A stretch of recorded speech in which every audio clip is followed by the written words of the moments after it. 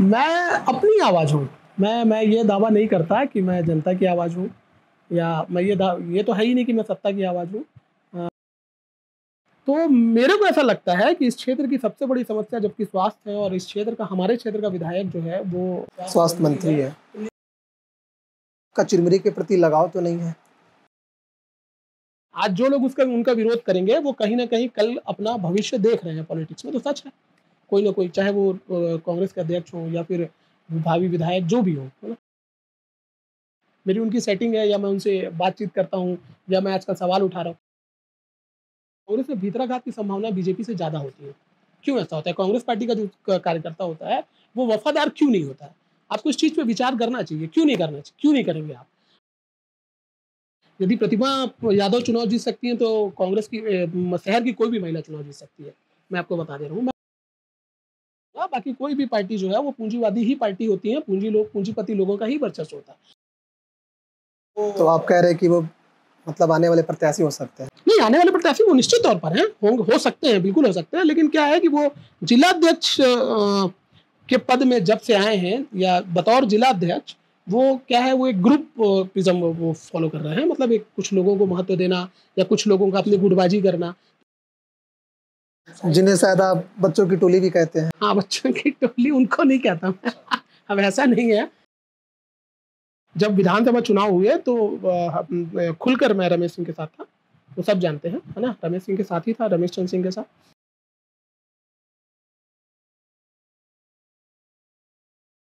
नमस्कार, आदाब। वार्तालाप का एक नया अध्याय और आज हमारे साथ काफ़ी इंटरेस्टिंग गेस्ट जुड़े हुए हैं, बहुत ही चर्चित हैं और काफ़ी कंट्रोवर्शियल भी रहते हैं। हम स्वागत करेंगे प्रकाश त्रिपाठी जी का। आपका बहुत बहुत स्वागत है। धन्यवाद। तो सवालों की इस कड़ी को हम शुरुआत करने से पहले मैं आपसे चाहूँगा कि आप आग्रह करें, जो आपको देखेंगे या सुनेंगे तो आप उनसे रिक्वेस्ट कर लीजिए या फिर आग्रह कर लीजिए कि हमारे इस चैनल को सब्सक्राइब करें। तो प्लीज़। ये फैज़ हैं और वार्तालाप हमारे चैनल का नाम है। हाँ, इनके चैनल का नाम वार्तालाप है। तो मैं आप सबसे रिक्वेस्ट कर रहा हूँ कि इनके चैनल को सब्सक्राइब करें। ये अच्छे, मतलब इसके पहले जितने भी इंटरव्यू इन्होंने किए हैं वो काफ़ी शानदार रहे हैं, तो कृपया इनके चैनल को सब्सक्राइब करें। चलिए, बहुत बहुत धन्यवाद आपका। सबसे पहले प्रकाश त्रिपाठी जी, आप किसकी आवाज़ है? जनता की, अपने आप की या सत्ता में बैठे सत्ताधारियों की? मैं अपनी आवाज़ हूँ। मैं ये दावा नहीं करता कि मैं जनता की आवाज़ हूँ या मैं ये तो है ही नहीं कि मैं सत्ता की आवाज़ हूँ। मैं ये कह सकता हूँ कि मैं खुद अपना बोलता हूँ, मैं अपनी ही आवाज़ हूँ। पर जो लिखने की जो आज़ादी है हमें, जैसे भारत में कहा गया है कि हमें बोलने की, लिखने की आज़ादी है, तो ये हमें इतनी आज़ादी देती है कि हम किसी के फेसबुक पोस्ट पे या पर्सनल किसी मतलब पब्लिक प्लेटफॉर्म पे किसी के साथ हम गाली गलौज करें? नहीं, गाली-गलौच तो मेरे को लगता है अगर गाली-गलौच है वो तो कंप्लेन करना चाहिए, अगर वो दायरे में है, ठीक है? वो तो ओपन है। पर एक खुद की भी एक गरिमा होती है। नहीं, वो तो गरिमा के दायरे में ही है ना। यदि गाली-गलौच वो सिद्ध नहीं हो रहा है तो वो गरिमा के दायरे में है। प्रकाश त्रिपाठी जी, जैसे अभी जो रिसेंट में जो मनेनगढ़ में जो कई मामले हुए, जहाँ पे आप कुछ लोगों को दरबारी चम्मच, चरण चम्मच, तो इसका क्या तात्पर्य जो आप कहते हैं अपने पोस्ट पे जो आपने लिखा हुआ है? देखिए, वो जो पोस्ट है एक्चुअल में वो इसमें उसमें इमेजेस भी हैं। चम्मच की इमेजेस? चम्मचेस की। हाँ। तो वो एक्चुअल में तारतम्य है। वो नेता प्रतिपक्ष डॉक्टर चरणदास महंत के बयान के बाद की स्थिति है। तो उन्होंने खुद स्वीकार किया है कि हम ये जो हमारे जो हमें नेता वो मुख्यमंत्री और प्रदेश अध्यक्ष बनाए रहते हैं वो हमारे चमचे हैं। तो ये स्वीकारोक्ति है एक बड़े नेता की। तो लोगों को ये स्वीकार करना चाहिए, कांग्रेस पे खासकर, कि हमारे पार्टी में चमचे हैं। जब नेताजी खुद ही स्वीकार कर रहे हैं, नेता प्रतिपक्ष, उन्होंने एक दूसरे इंटरव्यू में एक्सेप्ट किया है इस चीज़ को कि हाँ, हमारी पार्टी में चमचे हैं। अच्छा। तो वो गलत उसमें। तो जिस नेताजी का आपने नाम लिया, कभी उनसे आपके संबंध अच्छे थे? आज भी अच्छे, आज भी अच्छे। संबंधों में खराबी कुछ भी नहीं है। तो फिर पार्टी से आपको क्यों निकाला गया? पार्टी से मैं आपको बता दूं कि एक पहले कांग्रेस पार्टी में थे और आपने पार्षद पद के लिए टिकट की मांग भी की थी। उसके बाद आपको पार्टी से निष्कासित किया गया। नहीं, पार्टी से निष्कासित अभी तक नहीं किया गया। मैंने रिक्वेस्ट की है कि मतलब जो लोग दावा कर रहे थे कि मेरे निष्कासन का पत्र वो लेकर आएंगे, तो अभी तक वो लेकर नहीं आए। मैं लगातार कह रहा हूँ कि लेकर लाना चाहिए उनको, अभी तक लेकर नहीं आए। निष्कासन नहीं हुआ है, लेकिन ये बात बिल्कुल सही है कि एक बार निष्कासन हो चुका है मेरा। इसमें कोई बहुत बड़ी। क्यों निकाला गया था? एक्चुअल में हो सकता है कि मैं उनके अनुशासन के दायरे में ना रहूँ, तो उन्होंने निकाला था। उस समय डॉक्टर बीना जायसवाल विधायक थे और गुलाब कमरो भी सरगुजा विकास प्राधिकरण के थे। 2020 या 2021 की बात है। तो ये हो सकता है कि अनुशासन के दायरे में, पार्टी में रह के आपको अनुशासित होना होता है। आपको आप अपनी मर्जी से नहीं चल सकते। दरअसल मैं जिला सचिव के पद में था, तो वहाँ से निकाला, वहाँ से मेरे को निलंबित किया गया था, निकाला नहीं गया। तो प्रकाश त्रिपाठी की खुद की लगाम नहीं है क्या? नहीं, खुद पे एक्चुअल में लोगों का ऐसा भी कहना है कि प्रकाश त्रिपाठी पागल हो गया है। देखिए, पागल हो गया है ये तो मैं नहीं बता सकता, क्योंकि मेरा किसी विशेषज्ञ से इलाज नहीं चला कभी। नहीं, ऐसा मतलब लोगों का कहना है। लोग तो कुछ भी कह सकते हैं। लोग, जैसे मैं कुछ भी कह सकता हूँ, लोग भी कुछ भी कह सकते हैं, वो स्वतंत्र हैं। वो मानते हैं ऐसा कि मैं पागल हो गया हूँ, तो ये उनकी धारणा है। लेकिन मेरा कभी भी किसी मनोरोग विशेषज्ञ से ट्रीटमेंट नहीं चला है। इस कारण मैं आपको बता सकता हूँ कि मैं पागल नहीं हूँ और मुझे बहुत अच्छी नींद आती है। मैं बिलासपुर से ट्रेन में सोता हूँ, तो मैं यकीन नहीं मानेंगे कि मुझे मणिनगढ़ उतरना होता है तो मणिनगढ़ नहीं उतर पाता। इतनी अच्छी नींद आती है कि मैं चिरमिरी चला जाता हूँ। और मेरे घर वाले इसके लिए अभ्यस्त हैं। वो जानते हैं कि गाड़ी 5 बजे आए मणिनगढ़, लेकिन मेरा जो लड़का है, मेरी जो माँ ये मानती है कि मेरा लड़का 9 बजे ही आएगा। अच्छा, जैसे आपने बोला कि जब आप सोते हो तो आप चिरमिरी उतर जाते हैं, ये आपका चिरमिरी के प्रति लगाव तो नहीं है? नहीं, ये आप एक्चुअली राजनीतिक जो रूप से उसमें आप ज्यादा सक्रिय चिरमिरी में हैं। नहीं, तो चिरमिरी में और ऐसा भी कहा गया है कि आप स्वास्थ्य मंत्री के करीब भी हैं। नहीं, ये गलत बात है। स्वास्थ्य मंत्री जब विधानसभा चुनाव हुए तो खुलकर मैं रमेश सिंह के साथ था, वो सब जानते हैं, है ना? रमेश सिंह के साथ ही था, रमेश चंद्र सिंह के साथ, तो सवाल ही नहीं पैदा होता। और स्वास्थ्य मंत्री मेरे जैसे आदमी को क्यों महत्व देंगे? आज की तारीख में वो स्वास्थ्य मंत्री, और मुझे लगता है कि ये कैबिनेट में नंबर 2 की स्थिति में है वो। और ये हमारे क्षेत्र के लिए अच्छी बात है कि मंत्रिमंडल में हमारा जो वो है, वो प्रतिनिधित्व है, जो वर्चस्व है, वो कहीं न कहीं इस क्षेत्र का है।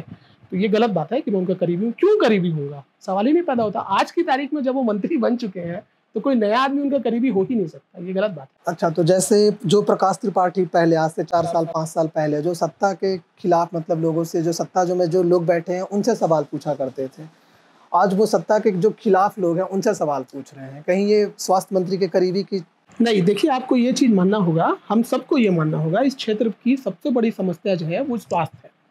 ये हम सबको मानना होगा। आप भी जानते हैं कि लोग यहाँ कोटाडोल 150 या 170 किलोमीटर दूर आदिवासी बहुल्य क्षेत्रों से इलाज के लिए आते हैं सामुदायिक स्वास्थ्य केंद्र में, और उनको आके यहाँ पता चलता है कि यहाँ भी सुविधाएँ नहीं हैं। बेहद, मतलब मैं कहूँगा बेहद सीमित स्वास्थ्य सुविधाएँ यहाँ पर हैं। ठीक है? उसके बाद उनको बैकुंठपुर रेफ़र किया जाता है, फिर उनको अंबिकापुर रेफ़र किया जाता है, फिर अंबिकापुर से वो मैकाहारा या रायपुर वो होते हैं। तो मेरे को ऐसा लगता है कि इस क्षेत्र की सबसे बड़ी समस्या जबकि स्वास्थ्य है, और इस क्षेत्र का, हमारे क्षेत्र का विधायक जो है वो स्वास्थ्य मंत्री है। निश्चित तौर पर हमको उसका विरोध, देखिए, उसका विरोध करना तो राजनीतिक है। आज जो लोग उनका विरोध करेंगे वो कहीं न कहीं कल अपना भविष्य देख रहे हैं पॉलिटिक्स में, तो सच है। कोई ना कोई, चाहे वो कांग्रेस के अध्यक्ष हों या फिर भावी विधायक जो भी हों, है ना? वो कहीं न कहीं विरोध देख रहे हैं, कहीं न कहीं विरोध में संभावनाएँ तलाश रहे हैं। लेकिन क्या उनका विरोध करने से, स्वास्थ्य मंत्री का विरोध करने से, इस क्षेत्र की में स्वास्थ्य सुविधाएँ, हमको जो मौका मिला है अभी, जो हमारे पास मंत्रिमंडल में स्वास्थ्य मंत्रालय है, तो कहीं न कहीं हम इस क्षेत्र के लिए बेहतर कर सकते हैं। इस कारण मैं स्वास्थ्य मंत्री को लेकर, माननीय स्वास्थ्य मंत्री को लेकर बहुत ज़्यादा वो नहीं हूँ, एग्रेसिव नहीं हूँ, ये कारण है। ये कारण नहीं है कि मेरी उसकी सेटिंग है, मेरी उनकी सेटिंग है, या मैं उनसे बातचीत करता हूँ, या मैं आजकल सवाल उठा रहा हूँ। दरअसल जनता की चिंता है, मेरे मन में भी है, हर किसी के मन में होनी चाहिए। क्यों नहीं होनी चाहिए? जबकि इस क्षेत्र इतना उपेक्षित है, मैंने खुलकर कहा है, वो कोई छुपी हुई बात नहीं, पर आपकी जो चिंता है वो आपकी, मतलब किसी भी फेसबुक पोस्ट पे दिखी नहीं है कि जहाँ पे आपने स्वास्थ्य मंत्री श्याम बिहारी के खिलाफ कुछ लिखा हो। नहीं, तो स्वास्थ्य मंत्री श्याम बिहारी के खिलाफ नहीं लिख रहा हूँ मैं। क्यों लिखूंगा? अब जबकि हमारे पास एक मौका है, हम कुछ तो करेंगे बेहतर। बतौर स्वास्थ्य मंत्री इस क्षेत्र के लिए कुछ तो बेहतर होगा। मैं जब से पैदा हुआ हूँ तब से मैं एक सामुदायिक स्वास्थ्य केंद्र देख रहा हूँ। यहाँ पे लोग बढ़े, सीमाएं बढ़ी, और अब नया जिला भी बन चुका है, तब भी आपके पास आज भी एक सामुदायिक स्वास्थ्य केंद्र के अलावा कुछ भी नहीं है हॉस्पिटल के नाम पे। रात को यदि कई करीबी ऐसे होते हैं, कई लोग ऐसे होते हैं, कई परिचित ऐसे होते हैं जो ट्रीटमेंट के लिए जाते हैं और रास्ते में खत्म हो जाते हैं या हॉस्पिटल तक पहुंच ही नहीं पाते। कुछ लोग ऐसे भी हैं, अभी संज्ञान में आया, मेरे एक अंकल थे, बहुत परिचित थे, उनको 24 घंटे पहले हार्ट अटैक हो गया, तो उनको पता ही नहीं था, उनको पता ही नहीं चल पाया। तो ये कितनी बड़ा दुर्भाग्य की स्थिति है। तो मैं बोल रहा हूँ कि यदि, तो ये कहीं ना कहीं हमारे स्वास्थ्य मंत्री के, मतलब उस पर भी एक सवालिया निशान खड़ा करता है, क्योंकि वो हमारे जिले से हैं। नहीं, जिले से हैं तो ये स्वास्थ्य सुविधाएं, अभी तो 2 साल हुआ है उनको। आप, मुझे ऐसा कि मैं ऐसा, मतलब मैं किसी राजनीतिक उस पर बात नहीं कर रहा हूँ। जैसे छत्तीसगढ़ को आज से बने हुए लगभग 25 साल हो चुके हैं या होने वाले हैं, वहाँ पे मतलब कांग्रेस ने राज किया, छत्तीसगढ़ भाजपा ने राज किया, पर अभी तक मनेनगढ़ की स्वास्थ्य सुविधा सुधर नहीं हो पाई। तो ये क्या चिंताजनक? तो यही यही तो मैं बोल रहा हूँ कि आज अब 25 साल में हम कुछ नहीं कर पाए। नेतागिरी तो हुई, राजनीति हुई, बहुत सारे विधायक बने, बहुत सारे मुख्यमंत्री आए, बहुत सारे वो हुए, पर हम कुछ कर पाए क्या? सामुदायिक स्वास्थ्य केंद्र के आगे हम बढ़ नहीं पाए। अब जबकि हमारे क्षेत्र के विधायक को स्वास्थ्य मंत्रालय की जिम्मेदारी मिली है, तो मैं उनका डिफेंस नहीं कर रहा हूँ। मैं पहले ही बता दूं, मेरा उस पार्टी से कोई संबंध नहीं है, मेरा उनसे कोई लेना देना नहीं है, मैं ये क्लियर कर चुका हूँ।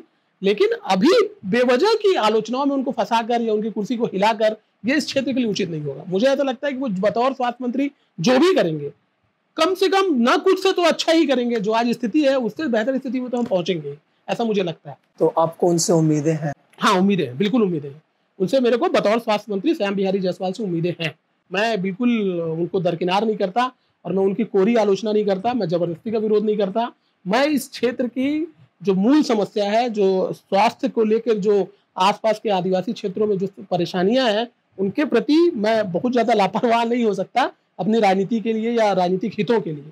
बहुत सीधी सी बात है कि स्वास्थ्य मंत्री से मेरे को उम्मीद है और मैं उम्मीद करता हूं कि हम आने वाले कुछ सालों में हमारे लिए कुछ बेहतर होगा। मैं ये उम्मीद करता हूँ।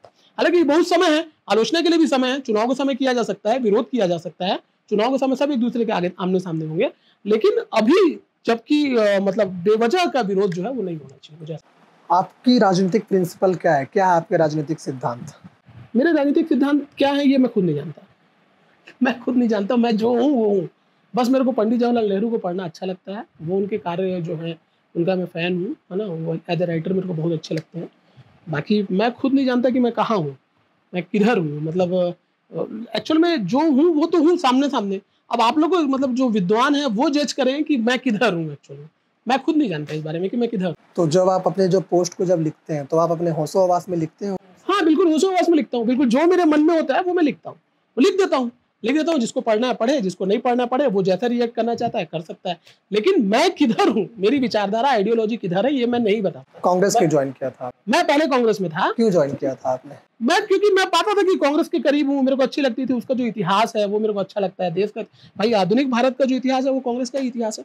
पूरा फ्रीडम का स्ट्रगल है जो, वो आपको अच्छा लगता है। मतलब जो वो शुरुआती कांग्रेस की नीतियाँ रही हैं देश को आगे बढ़ाने के लिए, चाहे वो नेहरू हो, चाहे वो इंदिरा गांधी हो, है ना? और अब लेकिन मैं पाता हूँ कि जबकि मैं राजनीति में रहा, मैं खुद देखा 5 साल पहले जब हम बहुत छोटे थे, सन 2000 में, तब अजीत जोगी मुख्यमंत्री बने थे। तो अजीत जोगी से मैं बहुत ज़्यादा अजीत जोगी से मैं परिचित हुआ था 96 शायद, मैं जब 8th क्लास में था। तो बतौर प्रवक्ता मेरे पापा ने एक बार मुझे बताया था कि वो इंडियन नेशनल कांग्रेस के में मतलब ब्रीफ कर रहे थे, तो वो मेरे को बताया था कि देखो ये हमारे क्षेत्र के ही हैं, ये यही पेंड्रा के आसपास के हैं, कलेक्टर रह चुके हैं। तो उनको देख के मैं अट्रैक्ट हुआ। जब वो जोगी जी मुख्यमंत्री बने तो मेरे को बहुत अच्छा लगा कि हाँ, एक आदमी ऐसा है जो हमारे क्षेत्र का इतने ऊँचे पद में है। वो आईएएस भी थे, उनके साथ एक ग्लैमर था, बातचीत करने का तरीका उनका बहुत अच्छा था। फिर मैं 2003, फिर उसके बाद तो सरकार ही नहीं आई, हम उस समय बहुत छोटे थे। लेकिन हमको लगता था 15 सालों में कि सरकार आएगी। हम लोग स्ट्रगल भी किए, ऐसा नहीं है कि मैं आंदोलनों में था, कांग्रेस में था, बहुत सारी एक्टिविटी में पार्टिसिपेट करता था। उसके बाद फिर मेरे को लगा कि सरकार आएगी तो अच्छा होगा, हम बहुत कुछ अच्छा कर पाएँगे अपने लिए, अपने लोगों के लिए, या किसी के लिए भी, या बेनिफिट उठाएँगे या जो भी है। लेकिन वो चीज़ फुलफ़िल नहीं हो पाया। तो वो रास्ता जो बिगड़ा ना, वो सँभल ही नहीं पा रहा है। तो रास्ता बिगड़ने का रीज़न ये तो कि आपको टिकट ना देना पार्षद? नहीं, वो तो 2018 की बात है। पार्षद, अभी तो पार्षद की टिकट 2023 की बात है। वो उस समय से बिगड़ा जो 2020। नहीं, पर आप खुलकर विरोध अभी कर रहे हैं पार्टी का। पार्टी का विरोध मैं खुल के नहीं कर रहा हूँ। पार्टी में क्योंकि आपके हर पोस्ट में, मतलब हर पोस्ट तो नहीं, पर आपके हर 5-10 पोस्ट में से कहीं जमींदार साहब, पूंजीपति, कांग्रेस जिला अध्यक्ष, नहीं, तो आपको इनका ये जिक्र चीज़ होता है। देखिए क्या है, अगर आप इस चीज़ को मानते हैं कि कांग्रेस में कोई बुराई नहीं है, अगर आप इस चीज़ को मान रहे हैं, तो फिर आपको मतलब जो रिजल्ट आ रहे हैं, या आप इस चीज़ को तो महसूस करते होंगे कि कांग्रेस में भीतराघात की संभावना बीजेपी से ज़्यादा होती है। क्यों ऐसा होता है? कांग्रेस पार्टी का जो कार्यकर्ता होता है वो वफादार क्यों नहीं होता है? आपको इस चीज़ पे विचार करना चाहिए। क्यों नहीं करना चाहिए? क्यों नहीं करेंगे आप?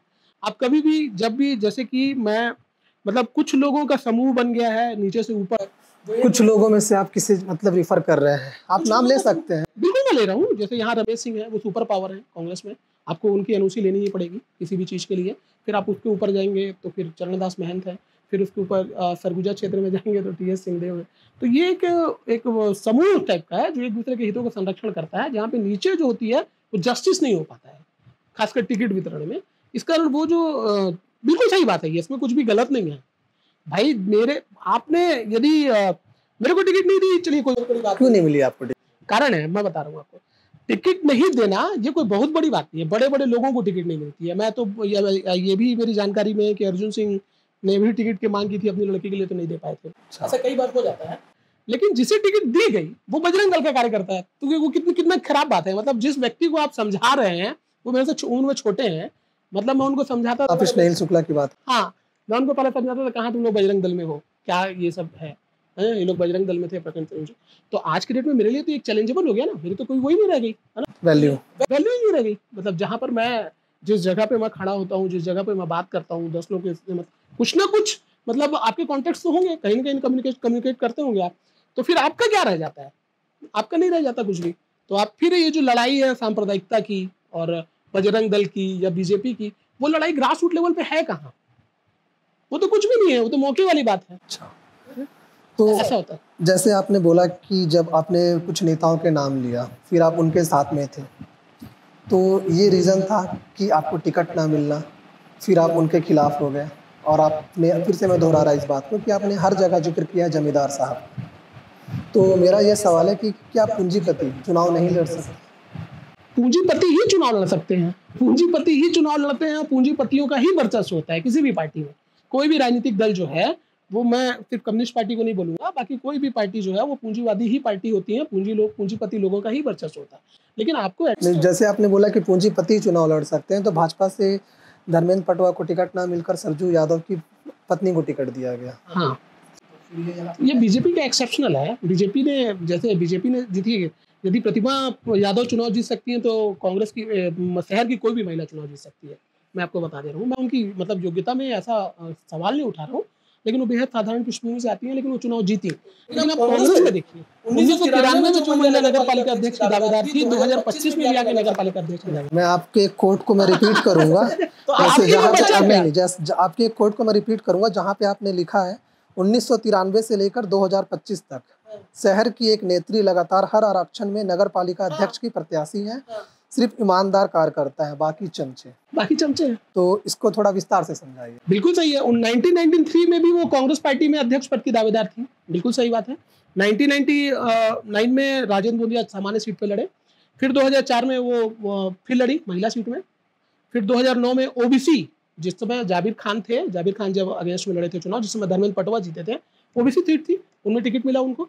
2015 में उनका वेट किया गया, उनको चूंकि कोर्ट का और जजमेंट था, मतलब जुडिशियल कोर्ट था, या उनका 6 साल के लिए पूर्व नगर पालिका अध्यक्ष प्रभा पटेल जी को, हाँ 6 साल के लिए बैन किया गया, तो उनको चुनाव लड़ने के लिए वो स्टे का इंतजार करती रही पार्टी। उसके बाद तक जब जिस बार राजकुमार केसरवानी बने थे 2018 में मुक्त सीट में फिर से वो बन गई, ओबीसी महिला सीट में फिर वो टिकट लेके आ गई। तो किसी के लिए एक अपॉर्चुनिटी है कहाँ, बताइए आप मेरे को। मैं आपको पूछ रहा हूँ कि आप देखिए, ये बात तो बिल्कुल तय है कि सांसद मैडम लड़ेंगी, ज्योत्सना मैम या चरणदास मैम लड़ेंगे, या ये नहीं लड़ेंगे तो सूरज मैम लड़ेंगे। वहां आपके लिए कोई जगह नहीं है, ठीक है। विधानसभा में आपके लिए कोई जगह नहीं है, लेकिन नगर पालिका अध्यक्ष जैसे जहाँ पे छोटे छोटे कार्यकर्ता हैं या जो झंडा उठाते हैं, उनके लिए क्या अपॉर्चुनिटी है, आप ये बताइए। 1993 में वही स्थिति है, 2025 में वही स्थिति है। अब आप सोचिए कि बीजेपी का देखिए कितना चेंज हुआ। आज 1999 में सुदर्शन अग्रवाल प्रत्याशी थे, सुदर्शन अग्रवाल आज कहाँ है कोई नहीं जानता। चेंजेस तो ये 2025 में मतलब कुछ ना कुछ तो आपको चेंज करना पड़ेगा ना, तब तो आप कार्यकर्ताओं में विश्वास जीत पाएंगे। कुछ ना कुछ कमियां तो हैं, उनके बारे में बात करता हूँ। जैसे आपके पूर्व नगर पालिका अध्यक्ष प्रभा पटेल के साथ भी संबंध अच्छे रहे, हाँ, तो ऐसे क्या तालमेल बने कि आपको ऐसी पोस्ट लिखनी पड़ी जहाँ पे आप उन्हें एक नेत्री बुला रहे हैं?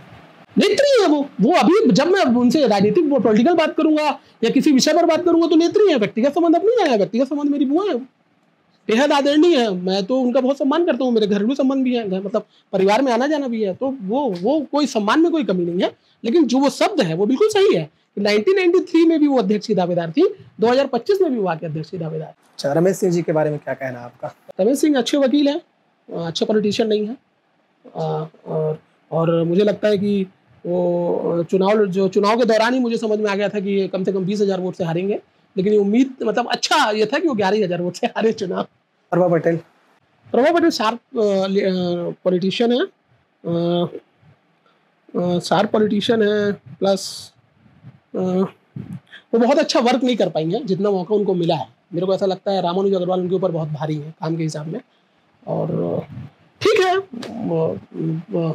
अच्छी है, वो बुआ है, व्यक्तिगत चलता है। राजू केसरवानी? राजकुमार केसरवानी मेहनती है बहुत ज़्यादा, ये हर कोई जानता है, लेकिन राजकुमार केसरवानी थोड़ा सा अभी वो उनका लाइमलाइट से गायब है ऐसा। उनका जो डिसीजन मेकिंग है पॉलिटिक्स में वो थोड़ा उनको परेशान कर है उसके कारण, अतीत में जो कुछ भी हुआ है। अब भविष्य में बेहतर की संभावना। कांग्रेस जिला अध्यक्ष? कांग्रेस जिला अध्यक्ष मेरी नज़र में पहले बहुत अच्छे प्रत्याशी होते विधानसभा में। आपके संबंध उनसे भी काफी अच्छे हाँ, अच्छे थे, पर आजकल आप उन्हें टारगेट करके रखे हो। वो पहले बहुत अच्छे होते, लेकिन वो जिला अध्यक्ष बनने के बाद सबको साथ लेकर नहीं चल पाए। वो कुछ लोगों में सिमट कर रह गए और उन्होंने एक अपना ग्रुप बनाया, वो बहुत तेजी में है विधानसभा चुनाव के, और अपने लोगों को। तो आप कह रहे हैं कि वो मतलब आने वाले प्रत्याशी हो सकते हैं? नहीं, आने वाले प्रत्याशी वो निश्चित तौर पर हैं, हो सकते हैं, बिल्कुल हो सकते हैं, लेकिन क्या है कि वो जिलाध्यक्ष के पद में जब से आए हैं या बतौर जिलाध्यक्ष, वो क्या है, वो एक ग्रुपिज्म वो फॉलो कर रहे हैं। मतलब एक कुछ लोगों को महत्व देना या कुछ लोगों का अपनी गुटबाजी करना, वो सबको लेके चलते, तो उनके लिए कुछ लोग जैसे कौन, एक दो नाम तो बता सकते हैं आप? नहीं, मैं बता सकता हूँ, उनके ग्रुप जो है 5-6 लोग हैं, उनमें जिन्हें शायद आप बच्चों की टोली भी कहते हैं। हाँ, बच्चों की टोली उनको नहीं कहता मैं अब ऐसा नहीं है, लेकिन ये तो सही है कि वो सिमट के रह गए। मैं ये सोच रहा हूँ कि जब मतलब पार्टी जब किसी को देखती है, मैं उनके हित की बात कर रहा हूँ कि पार्टी जब किसी को देखती है तो पूरी उम्मीद ये होती है कि प्रत्याशी जो है, जो प्रत्याशी है, होने वाला विधायक है जो, वो कुछ लोगों में ना सिमट कर रह जाए। तो जब आप बतौर जिलाध्यक्ष आप प्रत्याशी बनने से पहले ही कुछ लोगों में सिमट के रह गए हैं या अपना ग्रुप फॉलो कर रहे हैं, तो फिर ये आपके लिए अच्छी बात नहीं है। ये मेरा कहने का मतलब है। मैं उनका शुभचिंतक ही हूँ, मेरे संबंध आज भी उनसे